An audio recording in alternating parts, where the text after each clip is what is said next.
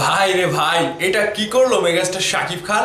সব জায়গাতেই তাকে নাম্বার ওয়ান নিতে হবে এবং সব জায়গাতেই তিনি নাম্বার ওয়ান হিসেবে বিবেচিত হবে এবং পুরস্কৃত হবে। ভাই রে ভাই, মজার একটি ঘটনা এবং এই ঘটনাটা রীতিমতো সকলের চোখে নাড়া দিয়েছে। আমি জানি না আপনারা বুঝতে পেরেছেন কিনা, দেখতে পেয়েছেন কিনা। যদি দেখতে না পান, আজকের ভিডিওতে আপনাদের কাছে আমি উপস্থাপন করছি। বিস্তারিত জানতে ভিডিওতে একটি লাইক দিয়ে সম্পূর্ণ ভিডিওটি দেখে যাবেন। আমি লিখন আছি আপনাদের সাথে। আর অবশ্যই ভিডিওটা বেশি বেশি শেয়ার করে দেবেন যাতে করে সবাই জানতে পারে শাকিব ভাই আমাদের নাম্বার ওয়ান হিরো। শাকিব ভাইয়ের ক্যারিয়ারে শাকিব ভাই কি কখনো ভাবতে পেরেছিল যে আমি নাম্বার ওয়ান হিরো হব, কিংবা প্রত্যেকটা জায়গাতে গিয়ে এই নাম্বার ওয়ানটা আমার পিছু ছাড়বে না? ঠিক যেন শাকিব ভাই যদি নাও চায় তারপরেও তাকে নাম্বার ওয়ানই হতে হবে সব সময়। ঠিক এই বিষয়টা আমাদেরকে নজর কাড়িয়েছে, আর নজর কাড়িয়েছে মেগাস্টার শাকিব খান। তিনি যা কিছু করছে সব কিছুতেই নাম্বার ওয়ান। এমনকি তিনি সিনেমার পর্দা থেকে বাস্তব জীবনে, ব্যবসায়িক জীবনে, প্রেমিকের জীবনে, সব কয়টা জীবনে তিনি নাম্বার ওয়ান। এখানে শাকিব খানকে নাম্বার ওয়ান ছাড়তে পারে না।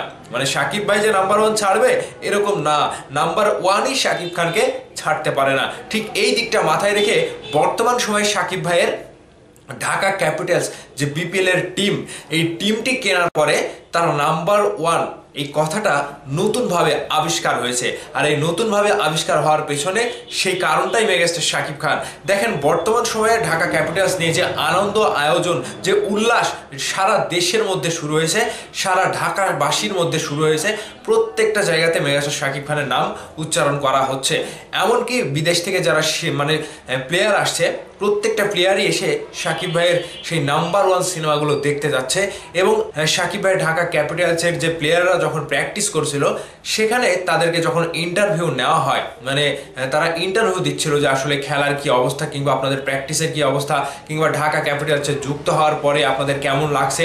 তো সেখানেও সেই প্লেয়াররা বলছে যে শাকিব খান যেরকম নাম্বার ওয়ান, সেই নাম্বার ওয়ানের মতোই আমরা প্র্যাকটিসটা শুরু করছি, মানে নাম্বার ওয়ানের মতোই খেলাটা শুরু করছি। তাহলে বোঝেন শাকিব ভাই যদিও নাম্বার ওয়ান কখনো থাকবে কিংবা কখনো থাকবে না, যদিও একটা সময় আসবে যে নাম্বার ওয়ান শাকিব খান, বাংলাদেশের এই জায়গাটা হয়তো শাকিব ভাই যখন অবসরে চলে যাবে তখনও কিন্তু এই নাম্বার ওয়ানটা তার পিছু ছাড়বে না। যদিও তখন অন্য কেউ আসতেও পারে, কিংবা শাকিব ভাইয়ের ধারের কাছে আসতে আসতে কখনো যে শাকিব ভাই নিজেকে অবসরে নিয়ে যাবেন, কিংবা শাকিব ভাই আদৌ কি অবসরের পরেও এই নাম্বার ওয়ানটা ছেড়ে দেবেন, এখন ভাবার বিষয়। তবে একটা কথা বলে রাখি, যে নাম্বার ওয়ান সে সবখানে নাম্বার ওয়ান আবারও প্রমাণ হয়ে যাচ্ছে।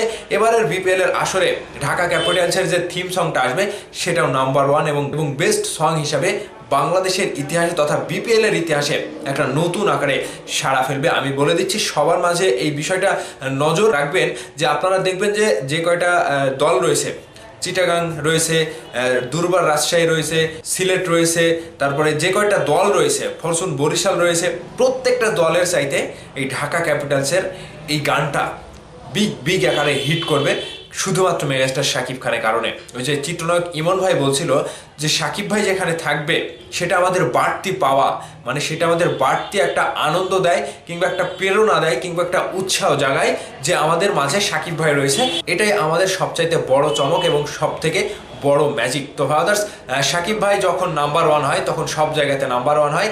এবার আবারও প্রমাণ হয়ে গেল ঢাকা ক্যাপিটালস তথা শাকিব ভাইয়ের যে টিম, প্রত্যেকটা জায়গাতে শাকিব খানের প্লেয়াররা নাম্বার ওয়ান ভাবেই অনুশীলন করছে এবং প্র্যাকটিস করছে। তো বিষয়টি নিয়ে আপনাদের মতামত কি, অবশ্যই ভিডিওর নিচে কমেন্ট করে জানাবেন। ভালো থাকবেন, ধন্যবাদ সম্পূর্ণ ভিডিওটি দেখার জন্য।